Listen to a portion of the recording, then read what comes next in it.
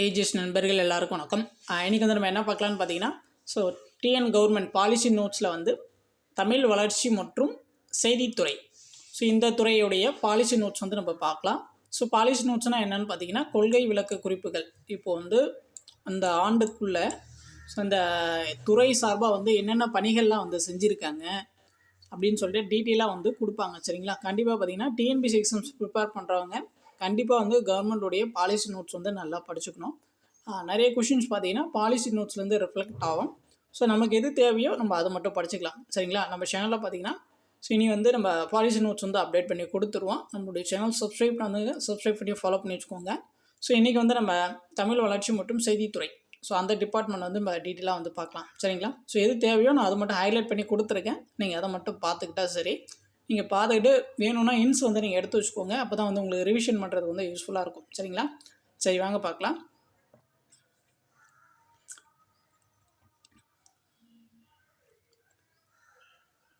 First பாருங்கள், நமக்கு எது தேவையோ அதை மட்டும் ஹைலைட் பண்ணி கொடுத்துருப்போம். அதை பாருங்கள். யாமறிந்த மொழிகளிலே தமிழ் மொழி போல் இனிதாவது எங்கும் காணும் அப்படின்னு சொன்னது வந்து யாருன்னு பார்த்தீங்கன்னா மகாகவி பாரதியார். அவர் தான் வந்து சொல்லியிருப்பார். நம்ம ஆல்ரெடி அதை வந்து பார்த்துருப்போம். அடுத்து பாருங்கள், வாழ்க நிரந்தரம் வாழ்க தமிழ்மொழி வாழிய வாழியவே வானமளந்தனைத்தும் அளந்திடும் வான்மொழியே வாழியவே. இது சொன்னது பார்த்தீங்கன்னா பாரதியார் தான் வந்து சொல்லியிருப்பார். அதுக்கப்புறம் பார்த்தீங்கன்னா ஆட்சி மொழி சட்டம் பார்த்தீங்கன்னா 1956 வந்து கொண்டு வந்திருப்பாங்க. சரிங்களா? இப்போ நம்ம கவர்மெண்ட் தமிழ்நாடு அரசு அலுவலகம்லாம் பார்த்தீங்கன்னா தமிழ் மொழி தான் வந்து அலுவலக மொழியாக வந்து இருக்கும். சரிங்களா? அதை பற்றி சொல்கிறது தான் வந்து இந்த ஆட்சி மொழி சட்டம். அது பார்த்தீங்கன்னா 1956 வந்து கொண்டு வந்திருப்பாங்க. அடுத்து பாருங்கள்,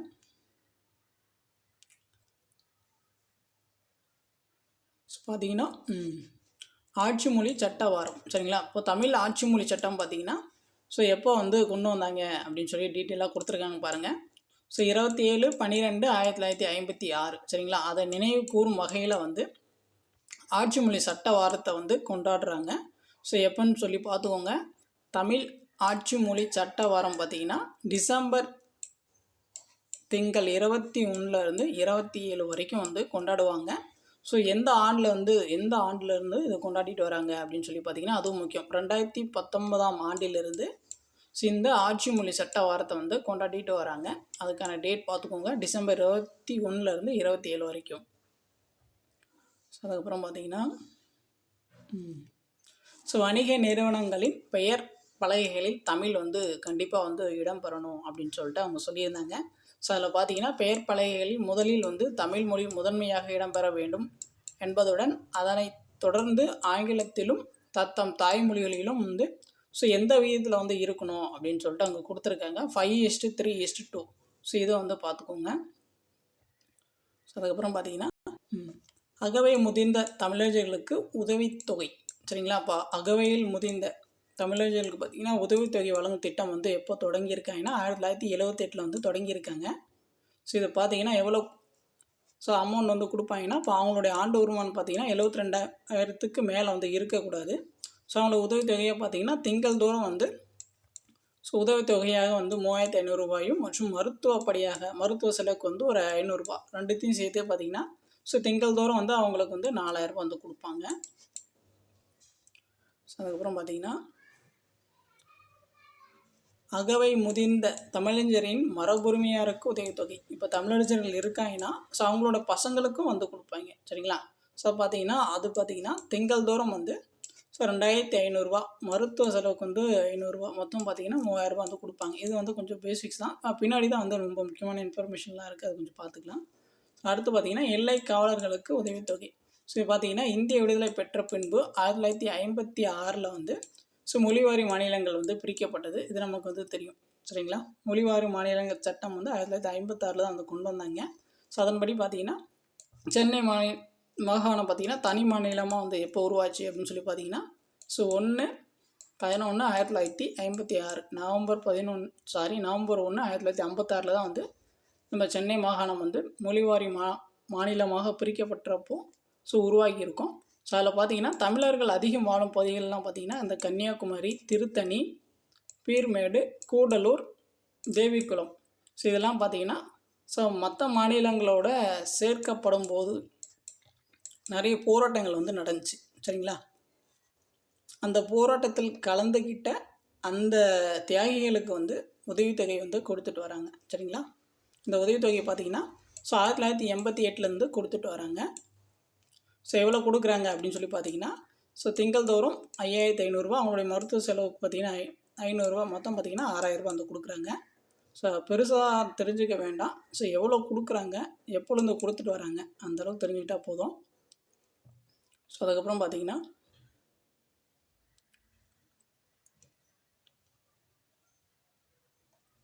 அடுத்து பாருங்கள், தமிழறிஞர்களுக்கு உதவித்தொகை. தமிழ் மொழி, தமிழ் பண்பாடு ஆகியவற்றை பாதுகாக்க தொண்டு செய்தவர்களுக்கு அவர்களின் வாழ்நாள் முழுவதும் உதவித்தொகையாக திங்கள்தோறும் 4500 மற்றும் மருத்துவ செலவு பார்த்திங்கன்னா 500 மொத்தம் பார்த்திங்கன்னா ஸோ 5000 கொடுக்குறாங்க தமிழறிஞர்களுக்கு சரிங்களா. இது பார்த்திங்கன்னா எப்பொழுது கொடுத்துட்டு வராங்கன்னா 1988 கொடுத்துட்டு வராங்க. ஸோ அதுக்கப்புறம் பார்த்திங்கன்னா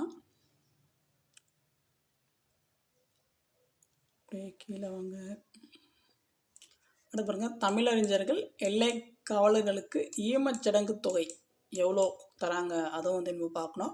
ஸோ இந்த ஈமச்சடங்கு தொகை பார்த்திங்கன்னா எந்த வருஷத்துலேருந்து கொடுத்துட்டு வராங்கன்னா 1984 கொடுத்துட்டு வராங்க. ஸோ ஃபஸ்ட்டு பார்த்திங்கன்னா 1000 வந்து கொடுத்துட்டு வந்தாங்க. இப்போ பார்த்திங்கன்னா எவ்வளோ கொடுக்குறாங்கன்னா 5000 வந்து கொடுக்குறாங்க. அதுக்கப்புறம் பார்த்திங்கன்னா சிறந்த நூல்களை வெளியிடுவதற்கான நிதியுதவி திட்டம் பார்த்திங்கன்னா 1994 செயல்படுத்தி கொண்டு வராங்க. அதுக்கப்புறம் பார்த்திங்கன்னா இது ரொம்ப முக்கியம், குரல் பரிசு. இது ரொம்ப முக்கியம், பார்த்துக்கோங்க. மூதறிஞர் கலைஞர் அவர்களால் குரல் பரிசு திட்டம் கடந்த 2000 ஆண்டில் தொடங்கப்பட்டது சரிங்களா. இந்த குரல் பரிசு திட்டம் வந்து எப்போ தொடங்கப்பட்டதுன்னு கேட்பாங்க. 2000 ஆண்டு வந்து தொடங்கப்பட்டது. யார் தொடங்கினா அதுவும் முக்கியம். ஸோ கலைஞர் சரிங்களா. அந்த திருக்குறள் வந்து ஒப்பிச்சு மனப்பாடம் பண்ணி வந்து கூறணும். அப்படி சொல்கிற ஒரு 70 பேருக்கு மாணவ மாணவியர்களுக்கு பார்த்திங்கன்னா 10,000 வந்து கொடுப்பாங்க. ஸோ எவ்வளோ அமௌண்ட்டு, ஸோ எந்த ஆண்டு கொண்டு வந்தாங்க, யார் கொண்டு வந்தாங்க, ஸோ அதை மட்டும் நம்ம தெரிஞ்சுக்கிட்டால் போதும். பார்த்திங்கன்னா இப்போ 10,000 வந்து ஃபஸ்ட்டு கொடுத்துட்டு வந்தாங்க. இப்போ பார்த்திங்கன்னா 15,000 வந்து உயர்த்தி கொடுத்துட்ருக்காங்க. ஸோ அதுக்கப்புறம் பார்த்திங்கன்னா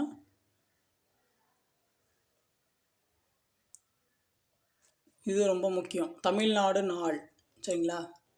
பாருங்கள், ஜூலை 18ஆம் நாளன்று தமிழ் வளர்ச்சித்துறை நாள் கொண்டாடப்படும் நாள் வந்து தமிழ்நாடு நாள். ஸோ இது ஆல்ரெடி வந்து டிஎன்பிஎஸ்சி எக்ஸாம்ஸில் வந்து நிறைய டைம் கேட்டிருக்காங்க. தமிழ்நாடு தினம் வந்து எப்போ அப்படின்னு சொல்லி பார்த்தீங்கன்னா ஜூலை 18. ஸோ எந்த துறை வந்து அந்த விழா வந்து கொண்டாடுறாங்க அது முக்கியம், தமிழ் வளர்ச்சித்துறை வந்து கொண்டாடுறாங்க சரிங்களா. ஸோ அதுக்கப்புறம் பார்த்திங்கன்னா கல்லூரிகளில் முத்தமிழ் அறிஞர் கலைஞர் மாணவர் தமிழ் மன்றம் அமைத்தல். ஸோ இது பார்த்திங்கன்னா மாணவர் தமிழ் மன்றங்கள் அமைத்து அவற்றின் வாயிலாக கல்லூரிகளின் மாணவர்களிடையே கவிதை, கட்டுரை, பேச்சு போட்டிகள் ஸோ எல்லாமே வந்து நடத்திட்டு வராங்க. ஸோ எப்பொழுதுனா 2022 இந்த டேட்டா முக்கியம் பார்த்துக்கோங்க. தமிழ்நாட்டின் முன்னாள் முதலமைச்சர் முத்தமிழ் அறிஞர் கலைஞர் அவர்களின் நூற்றாண்டினை முன்னிட்டு மாணவர் தமிழ் மன்றம் அதை பார்த்திங்கன்னா பெயர் மாற்றம் வந்து செஞ்சுருக்காங்க. எப்படி பெயர் மாற்றம் செஞ்சுருக்காங்கன்னா முத்தமிழ் அறிஞர் கலைஞர் மாணவர் தமிழ் மன்றம் அப்படின்னு சொல்லிட்டு பெயர் மாற்றம் வந்து செஞ்சுருக்காங்க அவருடைய நூற்றாண்டு பிறந்த தினத்தை முன்னிட்டு. ஸோ அதுக்கப்புறம் பார்த்திங்கன்னா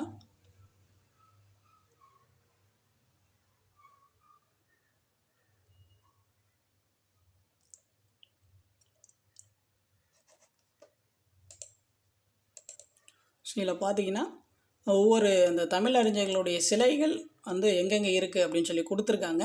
அவங்களுடைய பிறந்த நாளும் கொடுத்துருக்காங்க, அது ரொம்ப முக்கியம். திருவள்ளுவர் சிலை பார்த்திங்கன்னா மெரினா கடற்கரை, ஸோ வள்ளுவர் கோட்டம், சென்னை அங்கே இருக்குது. திருவள்ளுவர் நாள் வந்து எப்போ அப்படின்னு சொல்லி பார்த்திங்கன்னா தை 2ஆம் நாள் தான் வந்து திருவள்ளுவர் நாள். அதுக்கப்புறம் பார்த்திங்கன்னா தமிழ் தாத்தா உவேசா சிலை, அவருடைய சிலை பார்த்திங்கன்னா மாநில கல்லூரி சென்னையில் இருக்குது.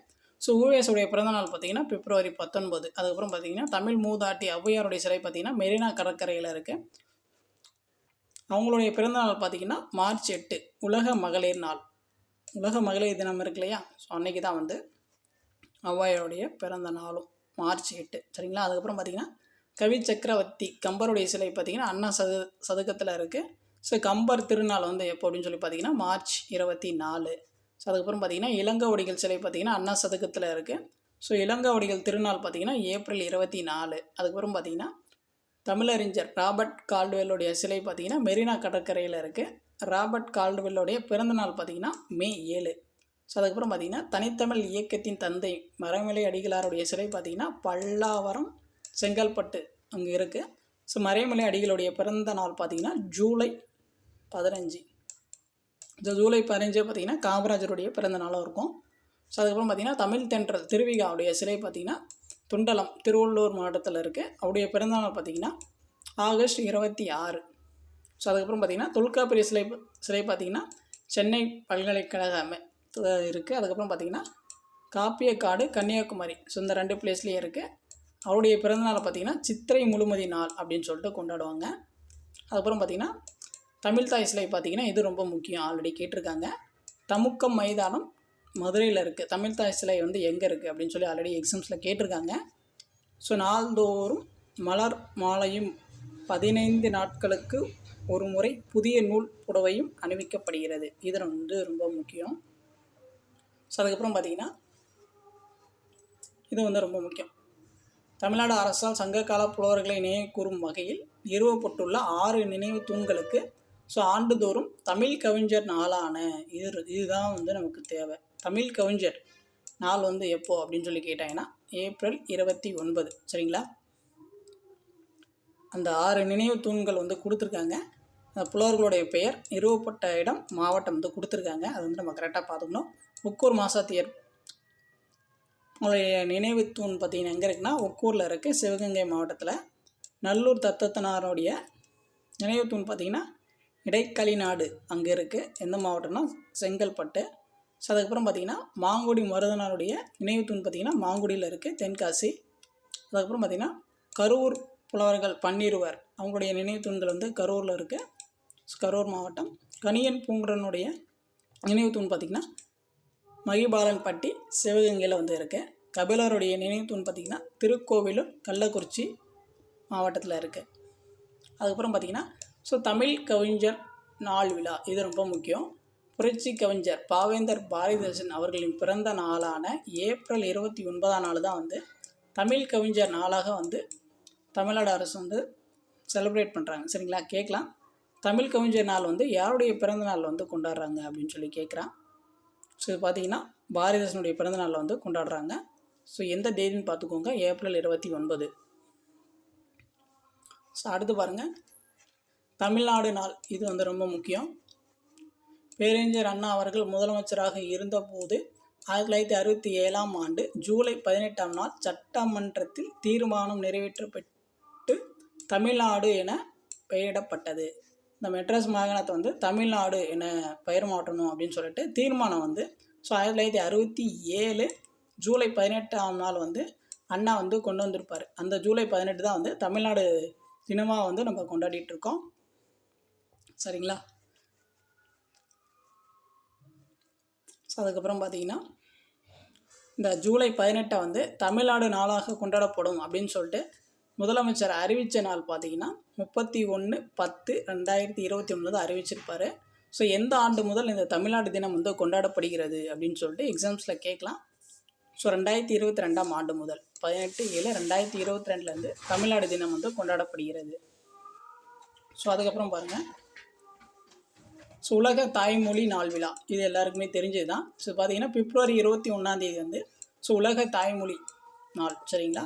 ஸோ இது பார்த்திங்கன்னா யுனெஸ்கோ நிறுவனத்தால் வந்து எப்போ அறிவிக்கப்பட்டது அப்படின்னு கேட்கலாம். 1999 வந்து அறிவிச்சிருக்காங்க. பிப்ரவரி 21 உலக தாய்மொழி தினம். இதை பார்த்திங்கன்னா நம்ம தமிழ்நாட்டில் தமிழ் வளர்ச்சித்துறை வந்து கொண்டாடுது. அதுக்கப்புறம் பார்த்திங்கன்னா விருதுகள், இந்த விருதுகள் இருக்கு இல்லையா, இது ரொம்ப முக்கியம். நிறைய விருதுகள் இருக்குது. ப்ளஸ் விருதுகள் ஒவ்வொரு அறிஞர்கள் பெயரில் கொடுத்துருக்காங்க. அதை எந்த வருஷம் தொடங்கினாங்க, விருது தொகைகள்லாம் என்ன அப்படின்னு சொல்லிட்டு ரொம்ப டீட்டெயிலாக இருக்கும். ஸோ அதுதான் வந்து ரொம்ப முக்கியம் சரிங்களா. பொறுத்துக்க சரியான இணை தவறான இணை ஸோ அந்த மாதிரி இடத்துல வந்து நம்ம எதிர்பார்க்கலாம். தமிழ் வளர்ச்சித்துறை வாயிலாக 26 வகைப்பாடுகளில் 73 அறிஞர்களுக்கும் சிறப்பாக செயல்படும் தமிழ் அமைப்பு ஒன்றுக்கு என மொத்தம் 74 விருதுகள் வந்து ஆண்டுதோறும் வந்து கொடுக்குறாங்க. கேட்கலாம், தமிழ் வளர்ச்சித்துறை மூலம் வந்து எத்தனை விருதுகள் வந்து வழங்கப்படுகிறதுன்னு கேட்கலாம். 74 விருதுகள். பார்த்திங்கன்னா பாவேந்தர் பாரதிதாசன் விருது. இது வந்து எப்போ தொடங்கினாங்க அப்படின்னு சொல்லி பார்த்தீங்கன்னா 1978 வந்து தொடங்கினாங்க. சரிங்களா. பாவேந்தர் பாரதிதாசன் விருது வந்து 1978 கொடுத்துட்டு வராங்க. அப்படிய பரிசு தொகை பார்த்திங்கன்னா 2 லட்சமும் 1 சவரன் தங்கப்பதக்கமும் வந்து கொடுப்பாங்க. அதுக்கப்புறம் பார்த்திங்கன்னா தமிழ் தென்றல் திருவிழா விருது. இது பார்த்திங்கன்னா 1979 கொடுத்துட்டு வராங்க. இதுக்கான பரிசு தொகை பார்த்திங்கன்னா 2 லட்சம் 1 சவரன் தங்கப்பதக்கம். இதே தான் இந்த பரிசு தொகையை பொறுத்த வரைக்கும் மேக்ஸிமம் வந்து எல்லாத்துக்கும் வந்து இவ்வளோ தான் வந்து கொடுத்துருக்காங்க. அதுக்கப்புறம் பார்த்திங்கன்னா திருவள்ளுவர் விருது. இது பார்த்திங்கன்னா 1986 வந்து கொடுத்துட்டு வராங்க. அதோடைய பரிசு தொகையும் பார்த்திங்கன்னா சேம் தான். அதுக்கப்புறம் பார்த்திங்கன்னா மகாகவி பாரதியார் விருது. இது பார்த்திங்கன்னா 1997 கொடுத்துட்டு வராங்க. அதோடைய விருது தொகையும் பார்த்திங்கன்னா சேம் தான். அதுக்கப்புறம் பார்த்திங்கன்னா முத்தமிழ் காவலர் கியாப்போ விஸ்வநாதம் விருது. கேட்கலாம், முத்தமிழ் காவலர் வந்து யார் அப்படின்னு சொல்லி கேட்கலாம். பார்த்துக்கோங்க. இந்த விருது வந்து எப்பொழுது கொடுத்துட்டு வராங்கன்னு பார்த்தீங்கன்னா 2000 ஆண்டு முதல் வந்து கொடுத்துட்டு வராங்க. பரிசு தொகையை பார்த்திங்கன்னா சேம் தான். அதுக்கப்புறம் பார்த்திங்கன்னா பேரறிஞர் அண்ணா விருது. அது பார்த்திங்கன்னா 2006 ஆண்டு முதல் வந்து கொடுத்துட்டு வராங்க. அதோடைய பரிசு தொகையும் பார்த்திங்கன்னா சேம் தான். அதுக்கப்புறம் பார்த்திங்கன்னா பெருந்தலைவர் காமராஜர் விருது பார்த்திங்கன்னா 2006 ஆண்டு முதல் வந்து கொடுத்துட்டு வராங்க. அதோடைய பரிசு தொகையும் பார்த்திங்கன்னா சேம் தான். அதுக்கப்புறம் பார்த்திங்கன்னா தமிழ்தாய் விருது. அது பார்த்திங்கன்னா 2012 ஆண்டு முதல் வந்து கொடுத்துட்டு வராங்க. இதோடைய விருது தொகை பார்த்திங்கன்னா 5 லட்சம் ரூபாய். இது வந்து ரொம்ப முக்கியம். மற்றதுக்கெலாம் பார்த்திங்கன்னா 2 லட்சம் ப்ளஸ் 1 சவரன் தங்கம். இதில் பார்த்திங்கன்னா 5 லட்சம். சரிங்களா. தமிழ்தாய் விருதுக்கு 2012 ஆண்டுலேருந்து கொடுத்துட்டு வராங்க. அதுக்கப்புறம் பார்த்திங்கன்னா கபிலர் விருது. கபிலர் விருது பார்த்திங்கன்னா 2012 ஆண்டு முதல் கொடுத்துட்டு வராங்க. இதில் பார்த்திங்கன்னா இதுக்கு சேம் தான், 2 லட்சம் 1 சவரன் தங்கப்பதக்கம். அதுக்கப்புறம் பார்த்திங்கன்னா உவேசா விருது. உவேசா விருது பார்த்திங்கன்னா 2012 ஆண்டு முதல் வந்து கொடுத்துட்டு வராங்க. அதுக்கான விருது தொகை வந்து சேம் தான். சரிங்களா, அதே தான். அதுக்கப்புறம் பார்த்திங்கன்னா கம்பர் விருது. கம்பர் விருது பார்த்திங்கன்னா 2013 ஆண்டு முதல் வந்து கொடுத்துட்டு வராங்க. அதோடைய விருது தொகை பார்த்திங்கன்னா சேம் தான், அதே தான். சரிங்களா. அதுக்கப்புறம் பார்த்திங்கன்னா சொல்லின் செல்வர் விருது. பார்த்திங்கன்னா அந்த சொல்லின் செல்வர் வந்து யாருன்னு நமக்கு தெரியும், ராபி சேதுப்பிள்ளை. இந்த விருது பார்த்திங்கன்னா 2013 ஆண்டுலேருந்து கொடுத்துட்டு வராங்க. அதோடைய விருது தொகையும் பார்த்திங்கன்னா நமக்கு சேம் தான். அதுக்கப்புறம் பார்த்திங்கன்னா முதலமைச்சர் கணினி தமிழ் விருது. இது பார்த்திங்கன்னா 2013 ஆண்டுலேருந்து கொடுத்துட்டு வராங்க. இதோடைய விருது தொகையும் பார்த்திங்கன்னா சேம் தான். அதுக்கப்புறம் பார்த்திங்கன்னா உமரப்புலவர் விருது. அது பார்த்திங்கன்னா உமரப்புலவர் வந்து சீரா புராணத்தை இயற்றியவர். இதுக்கு இந்த உமரப்புலவர் விருது பார்த்திங்கன்னா 2014 கொடுத்துட்டு வராங்க. இதோடைய விருது தொகையும் பார்த்திங்கன்னா சேம் தான். அதுக்கப்புறம் பார்த்திங்கன்னா ஜியு போப் விருது. ஜியு போப் பார்த்திங்கன்னா எந்த நாட்டில் வந்து பிறந்தாருன்னு கேட்கலாம், இங்கிலாந்து. அவர் பார்த்திங்கன்னா அவர் தான் வந்து திருக்குறளை வந்து ஆங்கிலத்தில் வந்து மொழிபெயர்த்தது வந்து ஜியு போப் தான். இது வந்து நமக்கு எல்லாருக்கும் தெரிஞ்சது தான். அவர் எந்த நாட்டு அறிஞர் அப்படின்னு சொல்லி பார்த்துக்கோங்க, இங்கிலாந்து நாட்டு அறிஞர். ஜியு போப் விருது பார்த்திங்கன்னா 2014 ஆண்டுலேருந்து கொடுத்துட்டு வராங்க. சரிங்களா. அதோடைய விருது தொகையும் பார்த்திங்கன்னா சேம் தான். அதுக்கப்புறம் பார்த்திங்கன்னா இளங்கோவடிகள் விருது. இது பார்த்திங்கன்னா இந்தியாவின் இணையில்லா தேசிய காப்பியமாக போற்றப்படும் காப்பியம் வந்து சிலப்பதிகாரம். கேட்கலாம். இந்தியாவின் இணையில்லா தேசிய காப்பியமாக போற்றப்படும் காப்பியம் வந்து சிலப்பதிகாரம். இளங்கோவடிகள் விருது பார்த்திங்கன்னா 2015 கொடுத்துட்டு வராங்க. அதுக்கான பரிசு தொகையும் பார்த்திங்கன்னா சேம் தான். அதுக்கப்புறம் பார்த்திங்கன்னா தமிழ் செம்மல் விருது. அது பார்த்திங்கன்னா 2015 கொடுத்துட்டு வராங்க.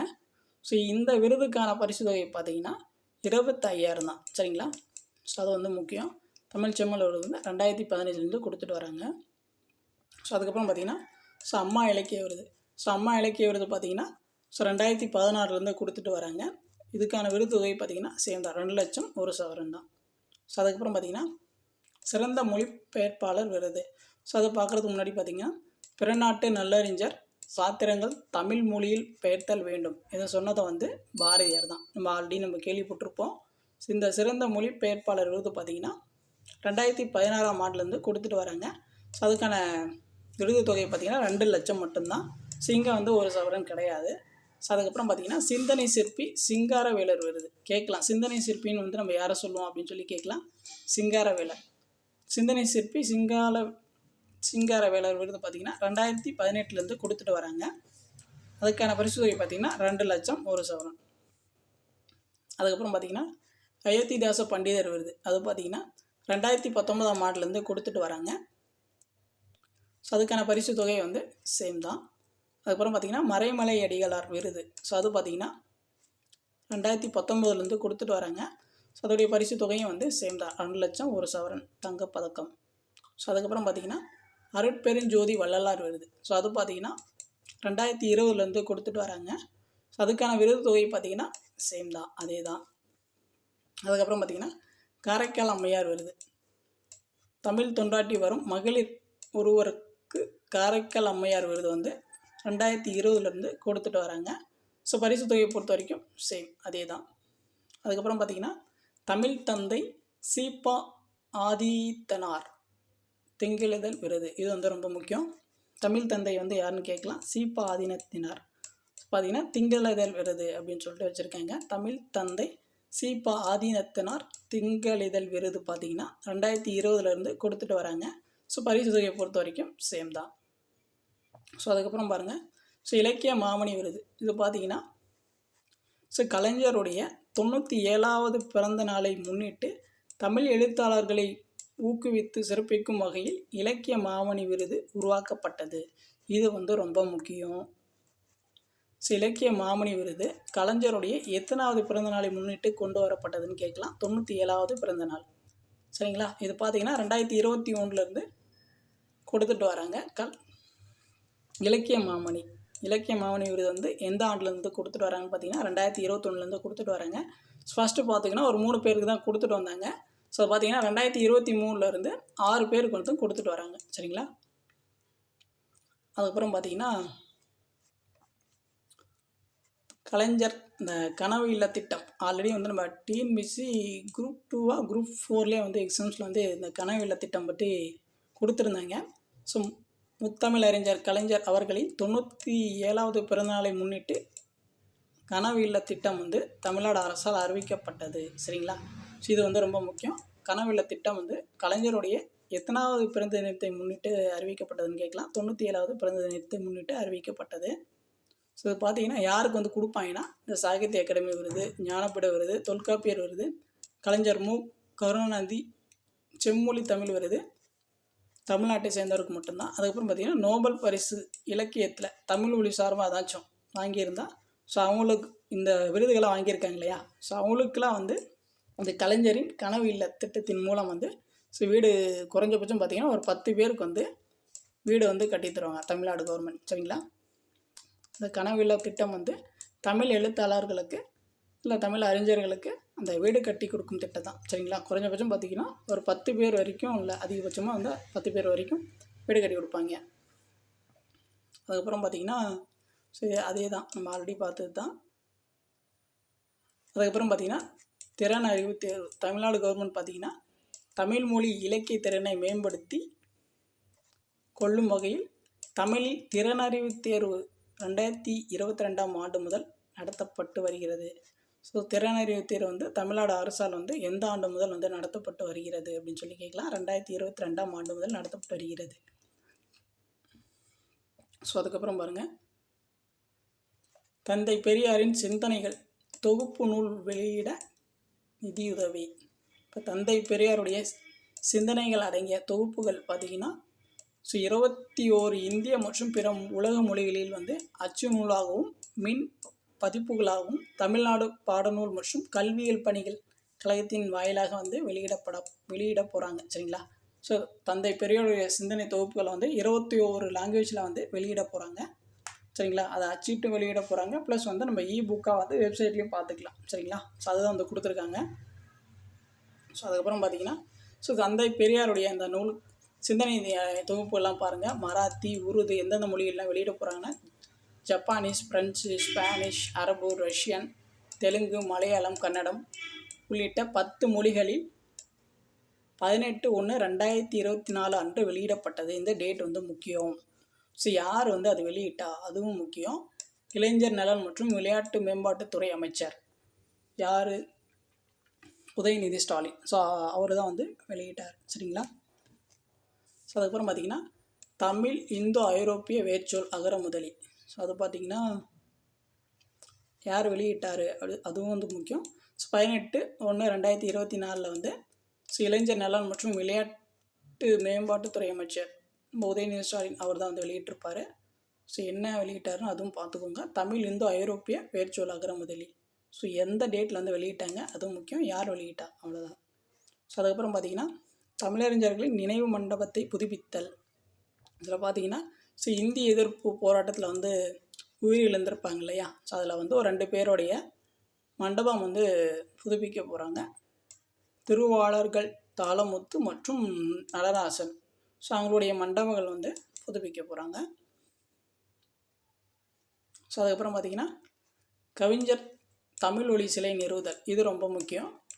கவிஞர் தமிழ்மொழி அவர்களின் 100ஆண்டை முன்னிட்டு தஞ்சாவூரில் உள்ள தமிழ் பல்கலைக்கழகத்தில் மார்பளவு சிலை அமைக்கப்பட உள்ளது.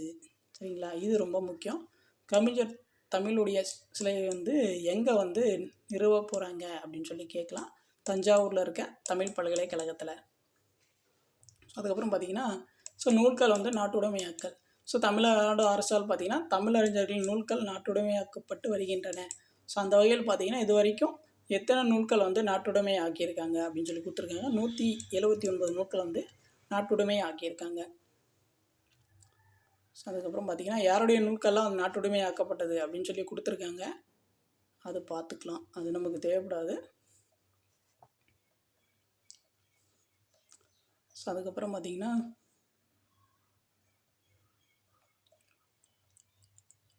ஸோ அவ்வளோதான். நம்ம நெக்ஸ்ட்டு வந்து நம்ம பார்ட் 2 வீடியோவில் வந்து பார்க்கலாம். ஸோ ஒரே லென்த்தாக போயிட்டே இருந்துச்சுன்னா உங்களுக்கு பார்க்குறதுக்கும் உங்களுக்கும் ஒரு போர் அடிக்கிற மாதிரி இருக்கும். ப்ளஸ் அது வந்து கரெக்டாக இருக்காது. நான் பார்ட் 2 வீடியோவில் வந்து நெக்ஸ்ட்டு பேலன்ஸ் வந்து பார்ட் 2 வீடியோவில் வந்து உங்களுக்கு வந்து அப்டேட் பண்ணி கொடுக்குறேன். சரிங்களா, கண்டிப்பாக வந்து இந்த வீடியோ வந்து உங்களுக்கு யூஸ்ஃபுல்லாக இருக்கும்னு நினைக்கிறேன். நம்மளுடைய சேனல் சப்ஸ்கிரைப் பண்ணாதங்க, சப்ஸ்கிரைப் பண்ணி ஃபாலோ பண்ணி வச்சுக்கோங்க. அந்த வீடியோ வந்து எப்படி இருந்துச்சு அப்படின்னு சொல்லிட்டு உங்களுடைய ஃபீட்பேக் வந்து நீங்கள் வந்து கமெண்ட் பண்ணுங்கள். தேங்க்யூ.